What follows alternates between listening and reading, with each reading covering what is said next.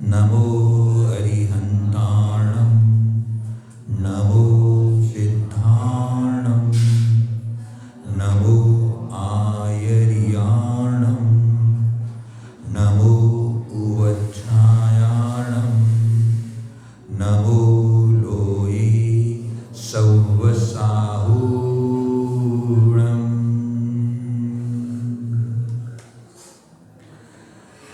नरेन्द्रं फणेन्द्रं सुरेन्द्रं मदीसं सतेन्द्रं सुभुजे ध्वजेनायसीसं मुनीन्द्रं गणेन्द्रं नमो जोडियातं नमो देवदेवं सदा पार्श्वनाथम्।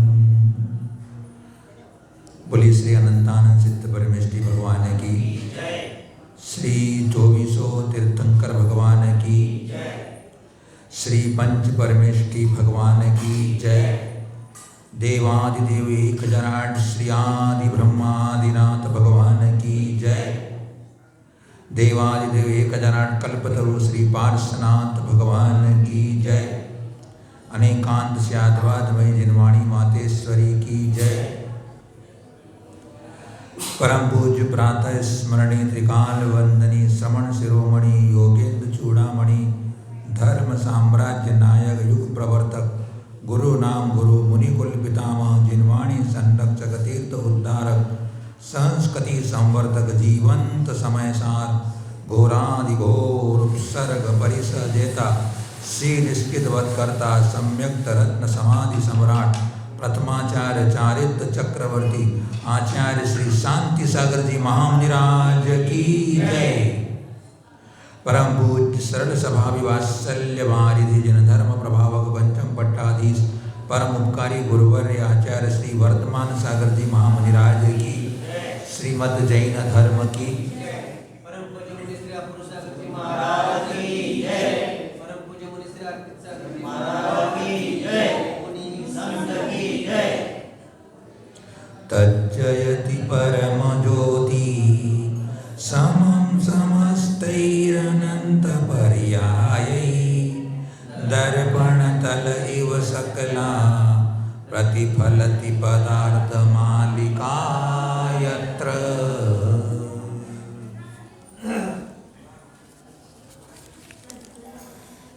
आत्मानुरागी भवे आत्माओं, तमसो मां ज्योतिर्गमय,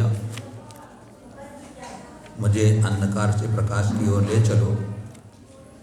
इस सत्संग के अंतर्गत अपन यहाँ सब मिलकर के तीर्थंकर भगवंतों की दिव्य देशना अमृतवाणी श्री अमृतचंद आचार्य भगवान के द्वारा जो हमें पुरुषार्थ सिद्धि उपाय ग्रंथ के माध्यम से प्राप्त हो रही है, अपने अंदर धर्म की भावनाएं वृद्धिगत हो, आत्मविशुद्धि हो और हम अपना जो लक्ष्य है, ध्येय है, हम मोक्ष का पुरुषार्थ अपने अंदर प्रारंभ कर सकें।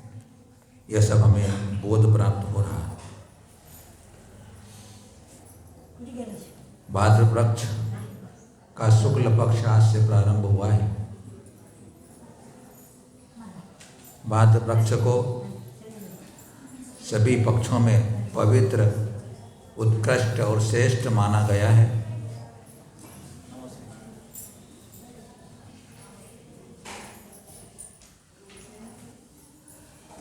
ये भाद्र पक्ष में अनेक प्रकार के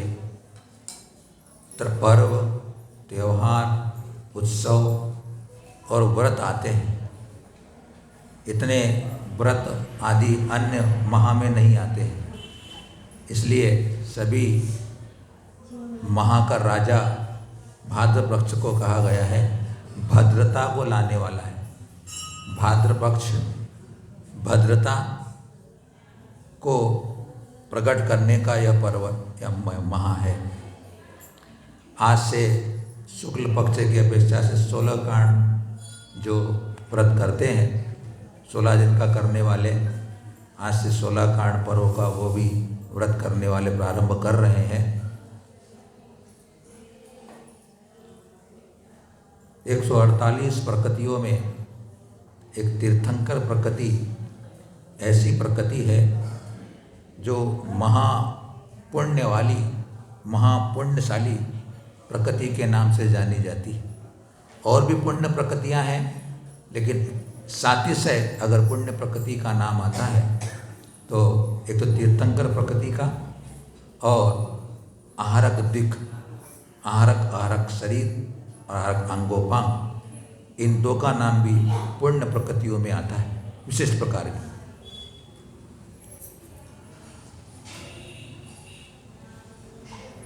साधना अभिशाप को वरदान बना देती है। साधना अभिशाप को वरदान बना देती है और भावना पाषाण को भगवान बना देती है। भावना पाषाण को भगवान बना देती है। 16 कारण भावना। 16 कारण भावना तीर्थंकर बनने के लिए भावना नहीं है। 16 कारण भावना तीर्थंकर बनने के लिए भावना नहीं है। उन तीर्थंकरों ने जिन भावनाओं को भाया था और तीर्थंकर बने, उन भावनाओं को भाना है अपने को। तीर्थंकर प्रकृति का आश्रय या तीर्थंकर का बंद कराने वाले जो भावना है वह सिर्फ सम्यक दृष्टि को ही होती है। सम्यक दृष्टि ही 16 कारण भावनाओं को भा करके तीर्थंकर प्रगति का आश्रय करता है, और वह भी एक विशिष्ट निमित्त के आश्रय से होता है। केवली सुत केवली के पादमूल में, केवली सुत केवली के पादमूल में वह विशुद्धि बनती है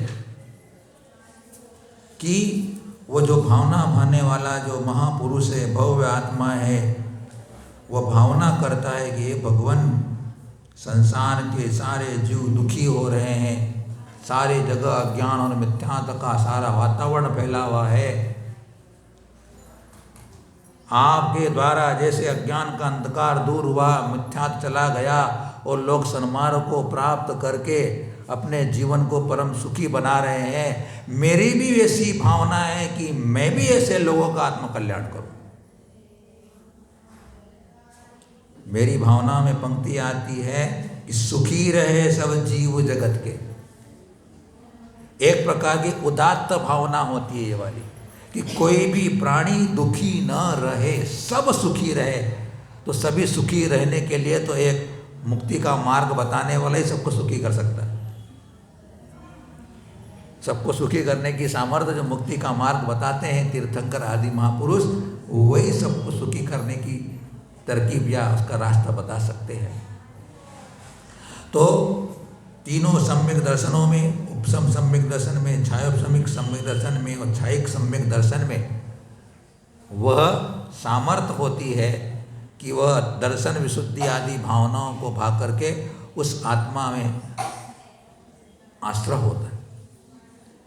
सभी आत्माओं में शक्ति है, लेकिन जिन जिन में वो विशुद्धता के साथ जो योग्यता आएगी उसी को होगा। सभी में शक्ति, अपने में भी शक्ति, ऐसी बात नहीं है।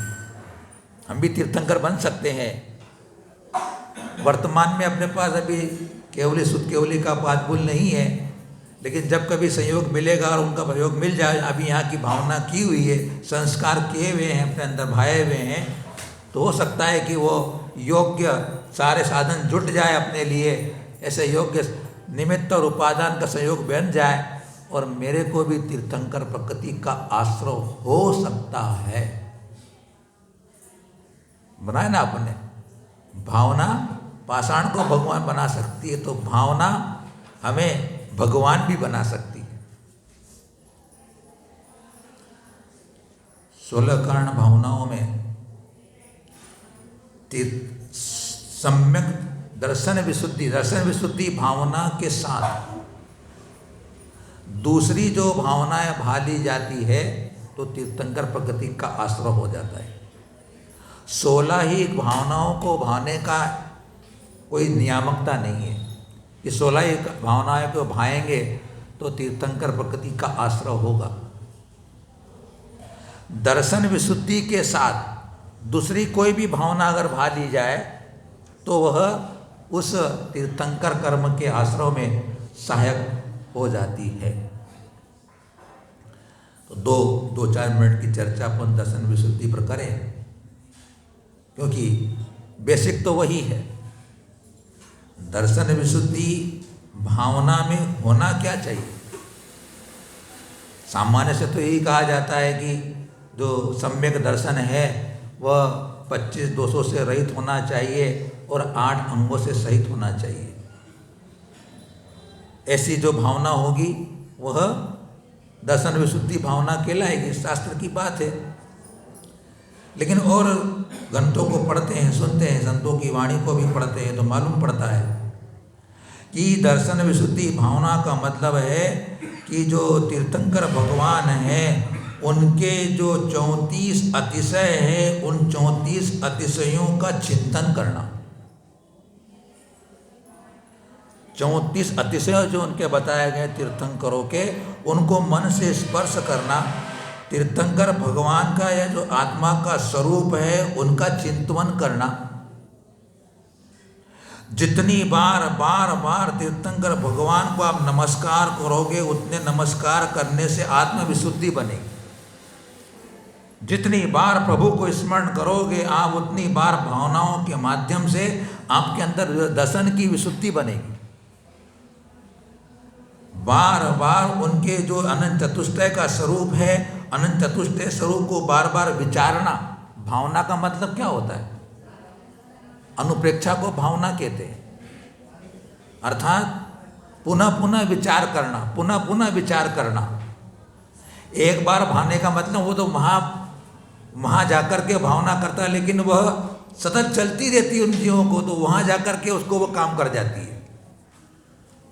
उन्होंने पहले भी तीर्थंकर भगवान के स्वरूप का बार बार चिंतन मनन किया कि मेरा आत्मा और तीर्थंकर भगवान की आत्मा में कोई भी द्रव्य दृष्टि से अंतर नहीं है, द्रव्य दृष्टि से अंतर नहीं है, और मैं ऐसे ही अपने आत्मा की भावना करता हूँ। बार बार वह जो जिनेंद्र भगवान के द्वारा तत्वों का प्रतिपादन किया गया है उन सब की बार बार चिंतना करता है। ऐसी चिंतना करने पर जो अंतरंग में आत्म विशुद्धि बनती है, भावों में निर्मलता आती है, वह निर्मलता सम्यक दर्शन के साथ तीर्थंकर जैसे कर्म के आश्रयों में निमित्त बनती है। 3 ही प्रकृतियां ऐसी है जो कि सम्यक दर्शन के साथ आश्रय में कारण बनती है और संयम के साथ आश्रय में कारण बनती है। आहारक दिक् प्रकृति भी ऐसी है जो कि संयम के साथ बनती है। वस्तुतः देखा जाता है तो ये तीनों तो संयम और दर्शन तो मोक्ष के साधन है, वो आश्रय बंद कैसे करा रहे? तो व्यवहार से कहा जाता है कि भाई सम्यक दर्शन के कारण ही देवगति का आश्रय होता है या सम्यक दर्शन के कारण ही तीर्थंकर प्रकृति का आश्रय होता है। लेकिन उसके साथ साथ जो अंतरंग में जो प्रशस्त राग भाव होता है, उस प्रशस्त राग भाव के कारण उन्हें वह कर्म का आश्रय होने में निमित्त बनता है। क्योंकि अगर गरम गरम तेल आपके पाँव पे गिर जाता है तो क्या बोलते हो आप लोग? गरम तेल आपके पाँव पे गिर जाए तो क्या बोलते हो? मेरा पैर जल गया। काय से जल गया? बोले तेल से जल गया। क्या बोलते आप? तेल से जल गया। तेल से जल जाता है तो ठंडे तेल से क्यों नहीं जलता है? तेल से जलाना। लेकिन उस तेल में जो गर्मी आ गई थी, गर्म हो गया था वो, तो उस तेल के अंदर रहने वाली गर्मी ने जलाया है, तेल ने नहीं जलाया है।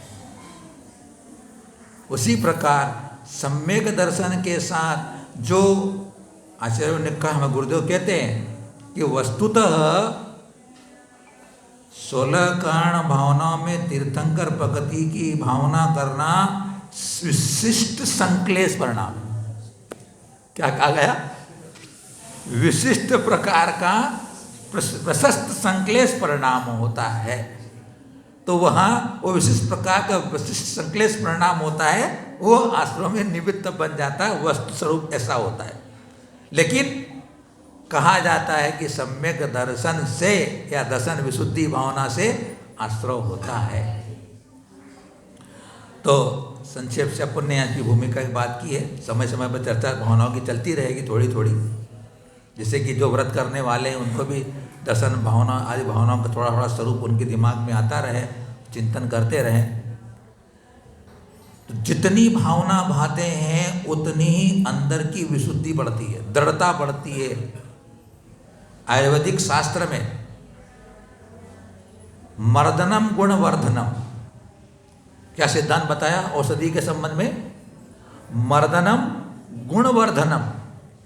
जितना औषधि का मर्दन किया जाता है, जितना घोटा जाता है, उतना उसके अंदर गुण की वृद्धि होती जाती है, उतनी गुण की वृद्धि होती है। जितनी पुरानी दवाई होगी उतनी ज़्यादा गुण करने वाली होती है आयुर्वेदिक के अंदर। काष्ठादि की बात नहीं कर रहा, रसायन की बात कर रहा हूँ। तो घोटना तो उनको पड़ता है, काढ़े उनका तो औषधि काष्ठादि का तो काढ़ा बनता है, लेकिन जो रसायन बना जाता है उसको गुलाब जल में या आंवले की उसमें उसको भावना दी जाती है, और जितनी भावना दी जाती है उतनी औषधि में गुणता बढ़ती जाती है। इसलिए मर्दनम गुणवर्धनम।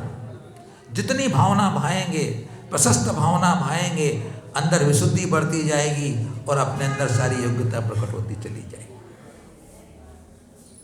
अमृतचंद आचार्य भगवंत यहाँ पर हमें ऐसे ही भावों की, हिंसा और अहिंसा की वैचित्रता कैसी है, परिणामों की क्या गति है और उस गति का क्या फल है, उसका चित्रण कर रहे हैं। हमारे अंदर सामर्थ्य है, ये हमारे अंदर सामर्थ्य प्रकट करे कि मैं मेरे अपने भावों को, अपने मन को शुभ में लगाऊं, अशुभ में लगाऊं। अशुभ से मैं खींच करके शुभ में लगा लूं, शुभ से भी मैं ऊपर उठ करके शुद्ध में लगा लूं। यह डाइवर्ट करने का काम मेरे पास है। प्रतिकूल परिस्थिति में भी मैं, कषायों की उद्भूति के समय में भी मैं मेरी सामर्थ्य से मैं कषाय को न प्रकट करूं, मैं हिंसा का भागी न बनूं, पाप का भागी न बनूं, दुर्गति में जाने का मुझे आश्रव न हो। यह मेरी अंदर की सामर्थ्य है। मुझे पूर्व पुण्य से मुझे मन भी मिला है, वचन भी मिला है, काय भी मिला है। मैं चाहूँ तो इस काय के द्वारा भगवान की पूजा कर सकता हूँ, मैं चाहूँ तो मैं गुरुवारों की सेवा कर सकता हूँ, मैं चाहूँ तो किसी गिरते हुए को इस हाथ से बचा सकता हूँ, और मैं चाहूँ तो इसी हाथ से किसी को धक्का दे के गिरा सकता हूँ। इस हाथ से मैं धक्का दे के गिरा सकता हूँ, मैं हाथ से किसी को मार सकता हूँ। ये मेरे अंदर का भाव होता है। मेरे को वाणी मिली है, मैं इस वाणी को सही जगह प्रयोग कर लूँ, ये मेरे अंदर की सामर्थ्य है। क्योंकि स्टीयरिंग मेरे पास है। गाड़ी चलाने में ड्राइवर के पास स्टीयरिंग होता है, स्टीयरिंग। वह जिधर चाहे उधर घुमा सकता है, अपनी रक्षा भी कर सकता है, एक्सीडेंट भी कर सकता है, दोनों काम कर सकता है।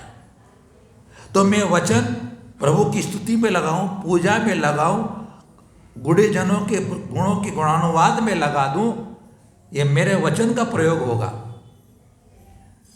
एक इंद्रिय नहीं बोल सकता, दो इंद्रिय नहीं बोल सकते जो अपन बोलना चाहते हैं आत्म कल्याण की बात, लेकिन मैं को मन के साथ वाणी मिली है, तो मैं उस वाणी को अच्छी बात में लगा देता हूँ तो मैंने शुभ का आश्रय कर लिया, और बुरी बात में लगा देता हूँ तो अशुभ का आश्रय कर लिया मैंने। तो मैं अशुभ में क्यों जाऊं, अशुभ का पुरुषार्थ क्यों करूं? यहाँ अमृतचंद आचार्य ही शिक्षा देना चाहते हैं कि तेरी कषाय, तेरे अंदर का परिणाम, तेरे अंदर का अभिप्राय तेरे को पाप का भागी बना देता है और तुझे पुण्य का भागी बना देता है। मन मिला है मेरे को, मैं मन को चाहूं तो मैं इस मेरे अंदर मन में होने वाले कसाय के संस्कारों को बदल सकता हूँ। मैं लोभ कर सकता हूँ। मैं लोभ करूँ कि मैं 4 बातें गुरुदेव की प्रवचन सुनने के लिए जाऊँ, लोभ कर सकता हूँ। लोभ मैं कर सकता हूँ कि गुरुदेव की 4 बातें ज्ञान की सुनने जाऊँ। मैं लोभ कर सकता हूँ कि मैं भगवान जिनेंद्र की पूजन अभिषेक करूँ। लोभ कर सकता हूँ मैं, क्योंकि मेरे में सामर्थ्य है कि मैं लोभ को बदल सकता हूँ। शुभ में बदल सकता हूँ, अशुभ बदल सकता हूँ। मैं क्रोध को भी बदल सकता हूँ। अभी वर्तमान में आप सब बैठे हैं, आपको क्रोध का उदय भी आ रहा होगा, लेकिन अभी आप क्रोध को बदल रहे हो। आपका क्रोध भाव नहीं आ रहा है। क्यों? अरे इतने लोग बैठे हुए, मैं क्रोध करूं तो क्या बोलेंगे? वो मान कसाय में बदल दिया उनने क्रोध को। अपनी परिणति खराब हो तो अपने खुद पर क्रोध करना। हाँ, वही बात भी है।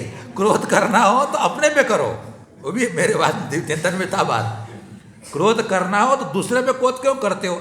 अपने को सुधारने के लिए। तूने गलत किया, अशुभ किया, पाप किया, अधर्म किया, तो तू अपने पे क्रोध करके तूने क्यों किया? ऐसा करके अपने को सुधार सकते हैं। कहा है नीतिकारों ने, क्रोध करो तो अपने पे करो, दूसरों पे क्रोध करने से क्या होता है? तो मैं मन को, कसायों को भी बदल सकता हूं। ये मेरी सामर्थ्य है। अब देखो आप कैसा होता है जब आप स्वागत का, किसी का सम्मान की बात आती है और सम्मान का अंदर भाव चल रहा होता है कि मेरा मान सम्मान होना चाहिए, और नाम नहीं आता है तो उठ के बाहर जाता है। वो बाहर को जाता, क्यों? कहाँ जा रहा हो? अरे यार आगे बैठने की जगह नहीं, लोगों को बैठने की जगह चाहिए। वो मायाचारी कर ली। देखो आप, मान कसाय को डाइवर्ट कर दिया। तो डाइवर्ट कर हैं अपन अपने भावों को, अपने विचारों को, अपने कसायों को शुभ में डाइवर्ट करें। अपन शुभ में डाइवर्ट कर सकते हैं। यह मेरे अंदर की मन की परिणति की सामर्थ्य ये अमृतचंद आचार्य हमारे को बता रहे। तो यहाँ पर आज अपन 54 नंबर कारिका में फिर उन हिंसा अहिंसा के भंगों को समझेंगे, क्योंकि अभी हमने कहा था कि हिंसादि 5 पापों का त्याग करना चरित्र है। तो अभी हिंसा का वर्णन चल रहा है कि कहाँ कहाँ कैसी कैसी मेरी परिणामों से हिंसा हो जाती है और मैं अशुभ का भागी हो जाता हूँ, अशुभ कर्म का भागी हो जाता हूँ। हमें जो विचित्रता दिखाई दे रही संसार में आज, कोई रूपवान है, कोई कुरूप है, कोई धनवान है, कोई गरीब है। एक आदमी ऐसा है, घर से निकलता है तो ड्राइवर गेट खोल के खड़ा रहता है कार का। ड्राइवर गेट खोल के खड़ा रहता है, धीरे से गन करता है, स्लेड करता है, गाड़ी आगे रुकती जाए, ऑफिस में जाकर गेट खोलता है, फिर पहरेदार सैल्यूट मारता है, ऑफिस में जाके बैठता है, सब साफ चकाचक लोग सैल्यूट कर रहे हैं। और एक व्यक्ति बाहर पत्थर फोड़ रहा है, उसको कोई पोषने वाला आदमी नहीं मिल रहा है, उसका पसीना पोषने वाला, पानी पिलाने वाला आदमी नहीं मिल रहा है, क्यों? अभी तो रोटी खाई कि नहीं खाई। तो ये विचित्रता क्यों आई? ये विचित्रता आई कर्मों के कारण आई। और वो कर्म किसने बांधे? वो कर्म मैंने बांधे थे। कर्म मैंने बांधे थे, मेरी कसाय के कारण मैंने कर्म बांधे थे। कर्म बंधने में कारण एक कसाय मात्र है। हमारे को जिस समय जो भाव जैसे करता है उसी समय कर्म बन जाता है। कर्म बनने में देर नहीं लगती है। अपना प्रति समय का परिणाम चल रहे।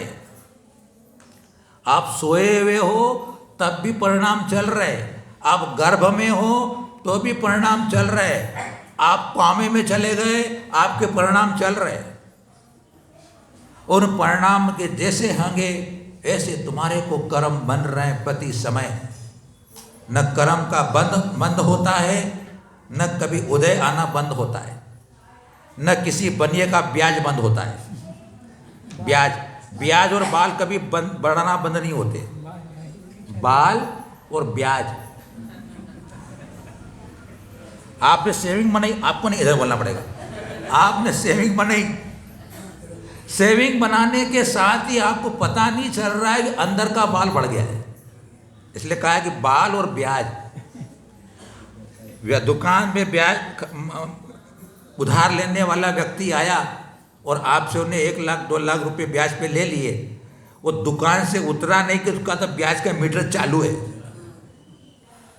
उसने जब तक हाथ में पैसे लिए है कि उसका ब्याज का मीटर चालू, वैसे अपने बंद का भी मीटर चालू है, उदय का भी चालू है।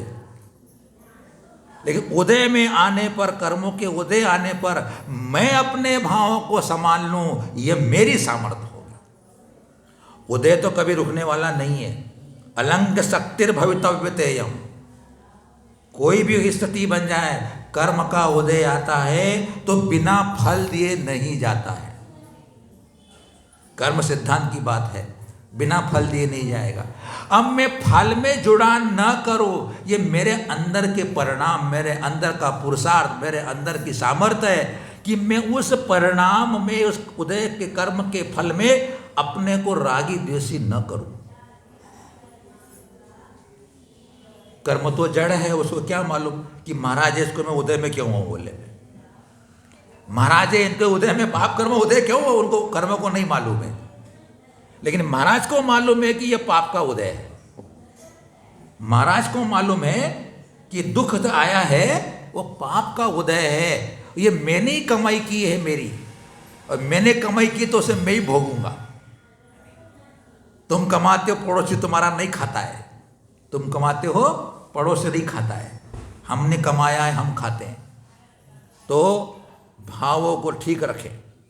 हमारे गुरुदेव के गुरुदेव कहते थे, बार बार कहते थे, उपयोग को ठीक रखो। सूत्र याद रखो। हमारे गुरुदेव गुरु कहते थे, उपयोग ठीक रखो। उपयोग ठीक होगा तो सब ठीक होगा। और उपयोग क्या चीज़ है? अपने मन के भाव है, मन के परिणाम है, मन की परिणति है। अभी तो मन की बात करेंगे। उपयोग ठीक रखो। परिस्थिति बनेगी, परिणति अपने हाथ में है। परिस्थिति बनेगी, परिणति अपने हाथ में है। और जैसी परिणति होगी वैसा परिणाम होगा। जैसी परिणति होगी वैसा परिणाम होगा। उसी की चर्चा कर रहे हैं यहाँ पर। प्रागेव फलति हिंसा क्रियमाणा फलति फलति च कृतापि आरभ्य कर्तुमकृतापि फलति हिंसानुभावेन।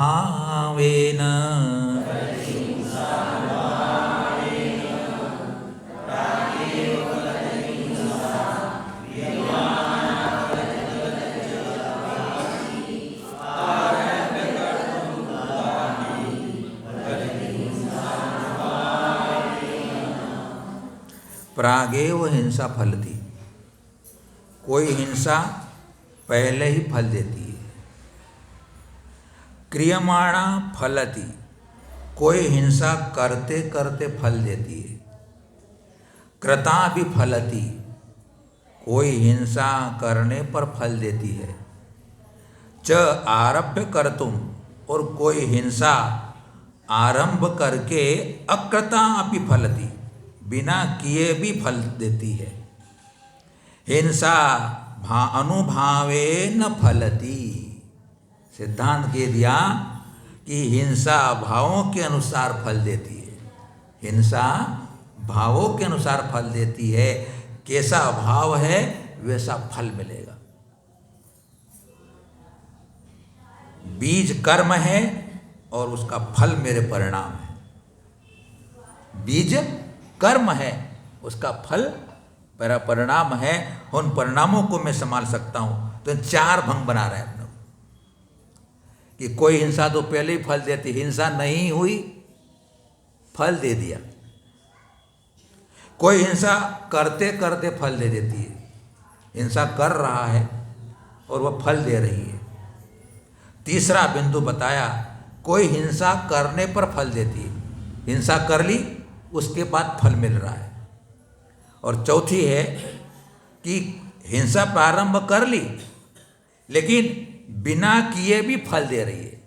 हिंसा प्रारंभ कर ली, पूरे हिंसा भी नहीं कर पाया तो फल दे रहा है। 4 भंग है।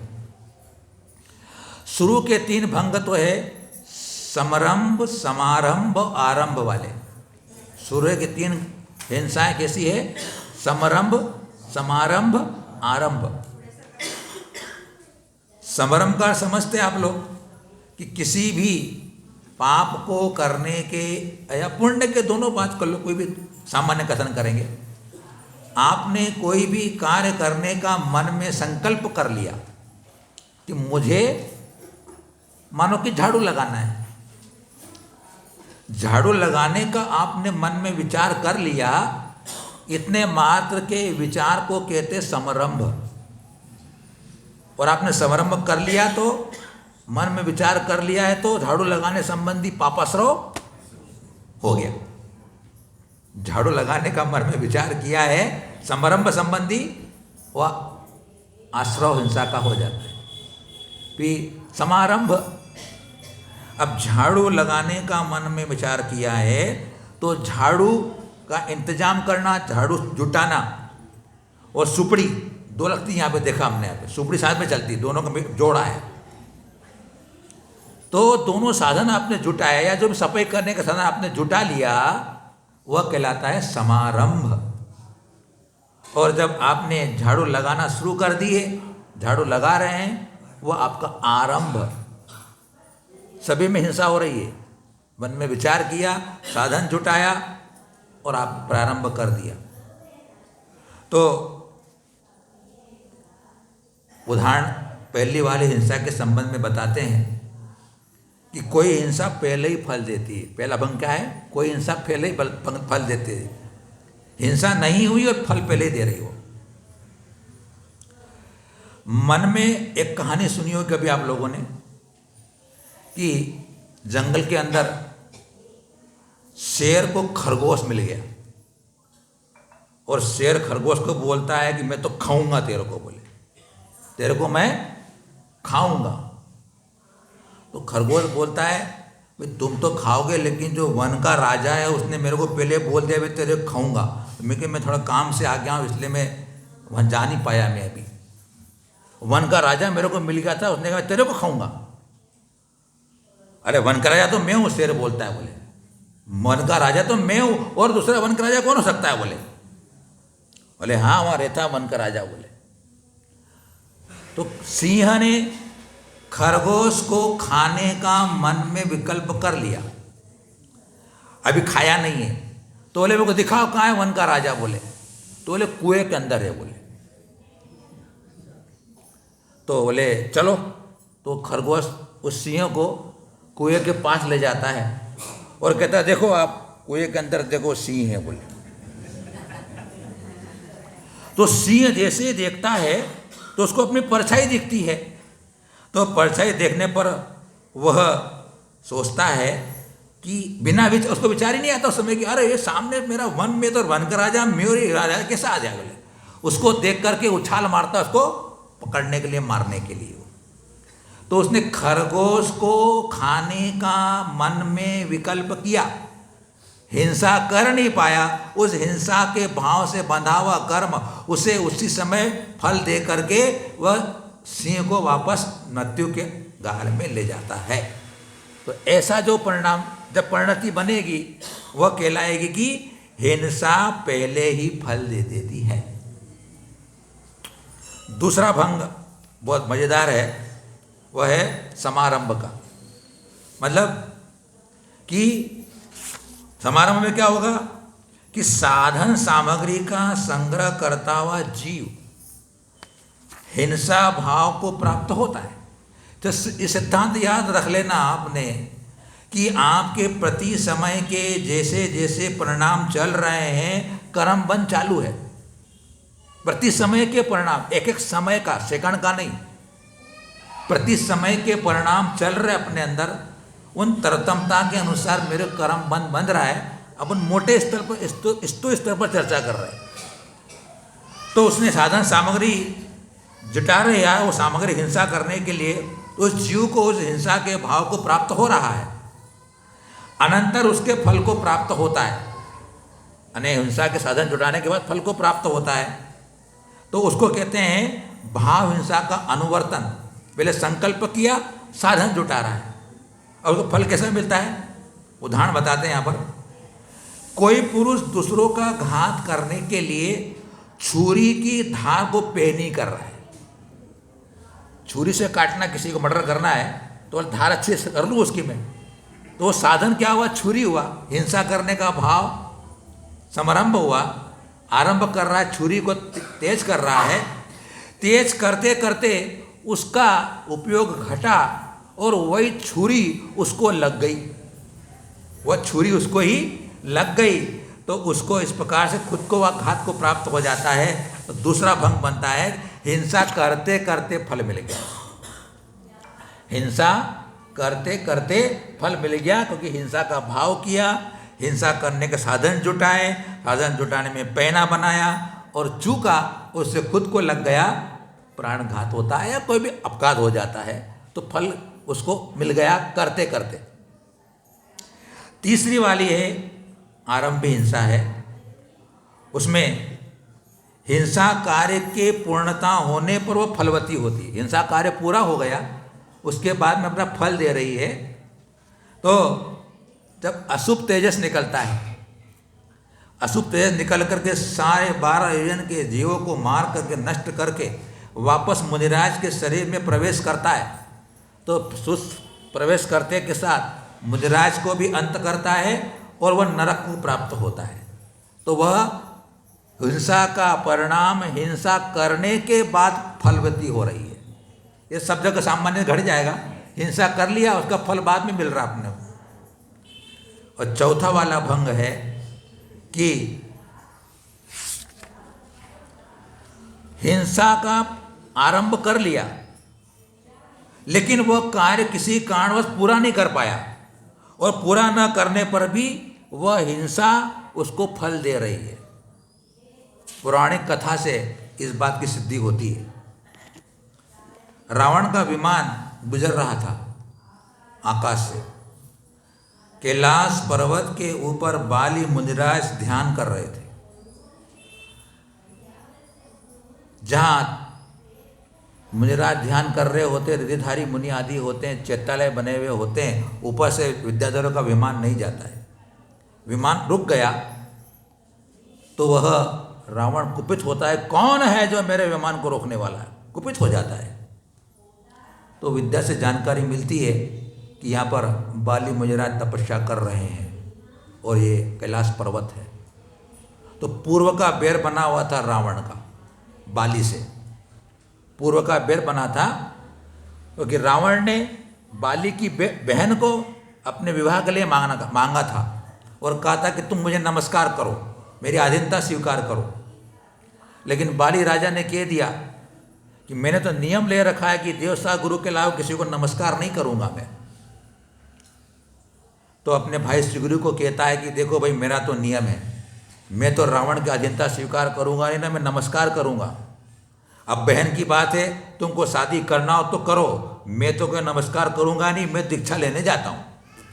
वो दीक्षा लेने चले गए, घर छोड़ दिया उन्होंने। ऐसे स्वाभिमानी लोग हुआ करते थे पहले।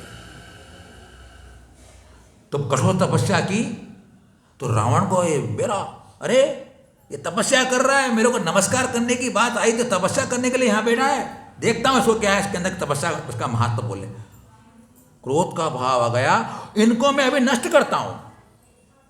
मुनिराज के प्रति भाव कर लिए रावण ने।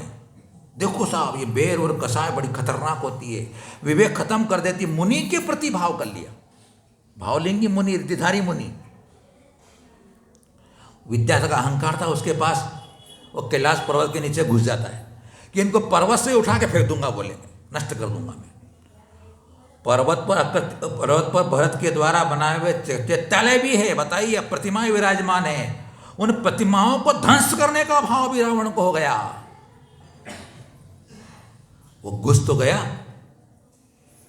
अपने विद्या के बल से, लेकिन जब वो पर्वत कांपने लगा तो बाली मुनिराज सोचते क्या बात है, ये कंपन क्यों हो रहा है, हाहाकार क्यों हो रहा है। तो बोले कि रावण अंदर घुसा हुआ, रावण घुसा हुआ इस पर्वत को नाश करना चाहता है। बाली मुनि ने सिर्फ अपने अंगूठे को नीचे दबाया, रिद्धिधारी थे वो, काय बली थे वो, काय बली थे वो। रावण के ऊपर वो बोझ बढ़ता गया। पहले तो विद्या उठा लिया था उनने, लेकिन अंगूठा दबाने के साथ रावण पसीना पसीना हो रहा है, रो रहा है, बचाओ बचाओ बचाओ, क्योंकि झुक गई कमर, झुक गई पांव, झुक गए एक मुनि के अंगूठे के दबाने से। मंदोदरी भगवान से विनती कर दी कि स्वामी हे मुनिराज क्षमा कर, आप तो सागर हो, गलती हो गई उसे क्षमा करो आप। रावण का नाम जब भी पड़ा, रणोती थी रावण, उस समय रावण रोया था इसलिए उसका नाम रावण पड़ा वहाँ पर। बाकी सुबह जन्म के समय उसका नाम था दशानन। जन्म के समय नाम क्या था? दशानन। क्यों था? कि जब उसका जन्म हुआ बालक का तो उसकी माँ ने उसके गले में हार डाला, तो उस हार में उसके 10 मुख दिखे। रावण के हार में 10 मुख दिखे तो उसका नाम रख दिया दशानन। और उन लोगों ने, बाहर के लोगों ने 10 मुख बनाना शुरू कर दिया उनके। तो क्या हुआ? रावण ने हिंसा का आरंभ कर लिया, लेकिन योग्य निमित्त न बनने से हिंसा नहीं कर सका। लेकिन उसका फल ये मिला कि नरक का बंद करके वह नरकगामी हो गया। हिंसा कर भी नहीं सका, हिंसा का आरंभ भी कर दिया था, हिंसा का मन भी बना लिया था, लेकिन हिंसा कर नहीं सका। तो ऐसी परिस्थिति में वो चौथा भंग बनता है कि हिंसा का मन बना लिया, आरंभ भी कर दिया, हिंसा हो नहीं पाई, तो भी हिंसा का फल मिल रहा है।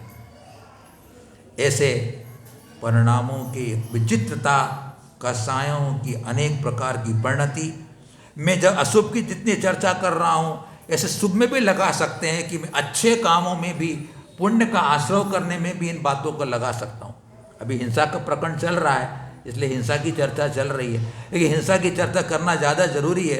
आगे आगे जो प्रसंग आएगा, अपने जीवन में कई ऐसे अज्ञानता से हिंसा हो जाती है, पता नहीं चलता है। तो आज तो अपन इतना ही करेंगे। आगे आने वाले समय में फिर और हिंसा के 3-4 भंग और रह गए हैं, उन पर चर्चा अपन करेंगे। तो आप सबके लिए ये शुभ आशीर्वाद है कि आप सब सुख, शांति, समृद्धि, आरोग्यता को प्राप्त करें और इस रत्नत्रयी मोक्ष मार्ग को प्राप्त कर अपना आत्म कल्याण करें। इन्हीं मंगल भावनाओं के साथ गुरुवार्य आचार्य श्री वर्तमान सागर जी महामुनिराज की